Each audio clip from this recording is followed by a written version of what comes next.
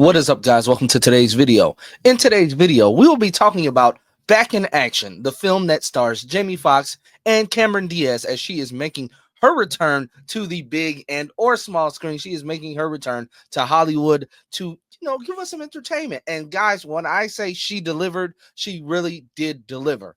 Now, Back in Action is a action comedy film directed by Seth Gordon from a script that he co-wrote with Brendan O'Brien. The film stars, as I previously mentioned, Jamie Foxx, Cameron Diaz, Andrew Scott, Jamie Demetriou, Kyle Chandler, who many will know. He's the new Hal Jordan for the DCU. He will be in the Lanterns TV show. And a lot of people may recognize him from Friday Night Lights. And also Glenn Close. Yes, Glenn Close, a.k.a. Cruella de Vil, like the queen of the screen, is also a star in this film. Now, basically, the plot of this film is about it's an action comedy. So it's about these two CIA NOC operatives, Matt and Emily. They're not supposed to be dating or whatever. Basically, they are tasked by their superior and friend Chuck to obtain a key called the Industrial Control Systems, the ICS, a device that can control any electronic systems and a potent asset from Polish KGB agent turned terrorist Balthazar Gore during his children's grandiose birthday party. Now, guys, you know how this type of film goes. This could have went so wrong, but they did a lot of things right. The chemistry between Jamie Foxx and Cameron Diaz, it's there, and I loved every minute of it. Seeing them as a couple that eventually does get married, because we all know how these films go. They get the device, things go awry on the plane that they're on, the plane goes down, they decide, they can't go back because they find out that Emily, the character's names is Matt and Emily, they find out that Emily is pregnant. So they go into hiding, they go off the grid, they pretend like they died when their plane went down. They start to raise their family. They have two teenage children, a 12-year-old son, Leo, and a 14-year-old daughter, Alice. Now, let's talk about, everybody knows how I feel about kids in movies and TV shows sometimes.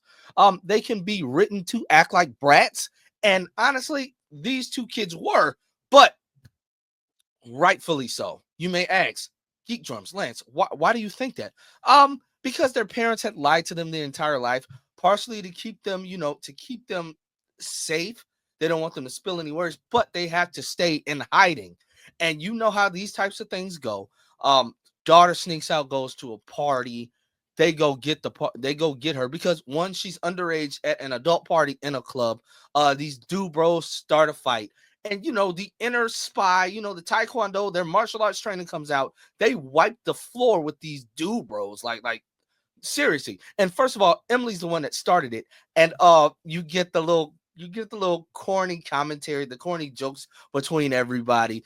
Jamie has a lot of the corny dialogue and jokes in these movies, but it works for him. But they are corny nonetheless. Like some of the jokes I did find myself, saying, "Oh, brother, like oh, really? We're doing that." I found myself doing that a lot. So they go, they get her, but in the process of that happening, one of the guys pulls the phones out and record because they're trying to get their daughter.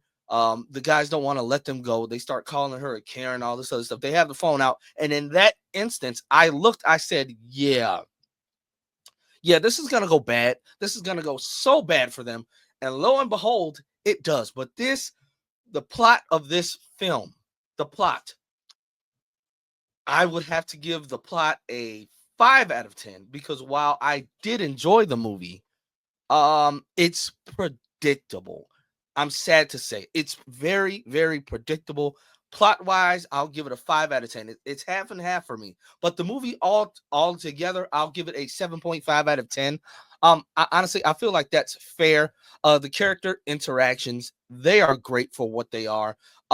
Cameron Diaz and Glenn Close's relationship as mother and daughter. Yes, they play mother and daughter. Um, it's your typical thing of Emily perceives what her mother was doing when she was younger was a certain thing, and of course her mother is a MI6 CIA agent as well, so she was gone for most of the time. It's a little confusing back and forth for them, but at the end they do come together, they do reconcile. with Jamie Foxx and Cameron Diaz and their kids. I loved that dynamic because that's how you would perceive a real relationship between, you know, between your between kids and their parents, if you get what I mean, between kids and their parents. McKenna Roberts plays Alice and Ryland Jackson plays Leo. You can look them up. They are phenomenal young actors. And the spotting, I mean, and the casting for those two, they were spot on to be the children of Cameron Diaz and Jamie Foxx. Now, let me tell you all something. The fight choreography in this film, top tier. Top tier. I wow, this looked amazing. I saw two very good movies this weekend with top tier fight choreography. And yeah, whoever the stunt coordinator for this film was, wow. The cinematography for this film, done by Ken Singh, amazing. Like I have to tip my hat to them. They did an amazing job. This film has been in production since 2022. We already know what happened with this film.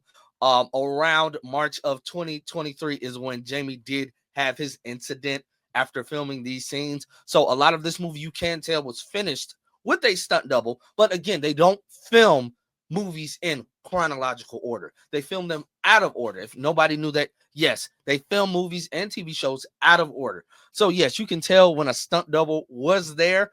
I mean, you guys may not be able to, but I've kind of like trained myself to be able to notice a stunt double. But yes, this was that film. But while this film has been receiving, you know, mixed critical reviews, like I said, I give it a 7.5 out of 10. Would I watch it again? Yes. I watched it with my wife this weekend, and we thoroughly enjoyed it.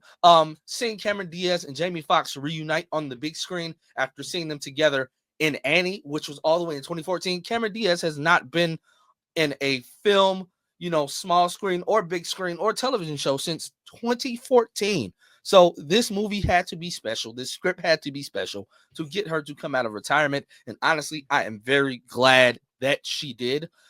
This film does have a ending set up for a potential sequel. And honestly, I hope we do get that potential sequel. I hope the script is a little bit more cleaner, a little better. And this movie a 7.5 out of 10. I honestly, I believe my score is fair. I did have my issues, and you will see like some of the side characters. They do the tropes of trying to throw you off, but it's predictable. That's the whole thing with this film, is it's really kind of predictable, but in the fun way. But I do have to deduct points from that. That's just who I am. Again, I'm just giving you what I thought. I want you to go and form your own opinion. I don't want you to follow my opinion. Like I said, this movie is not terrible, but it's not perfect. It's far from terrible, but it's not far from perfect. Like just a few minor changes, and this could have been a perfect film. But like I said, guys, if you liked this review and you want to check this movie out for yourself, please do so and let me know what you thought about it in the comment section down below. If you did see it this weekend or you plan on watching it this week, you know, again, let me know down below. And I'll be back with more movie reviews this year. I have big plans for my channel, and I hope you can be along for the ride. So I'll catch you guys next time.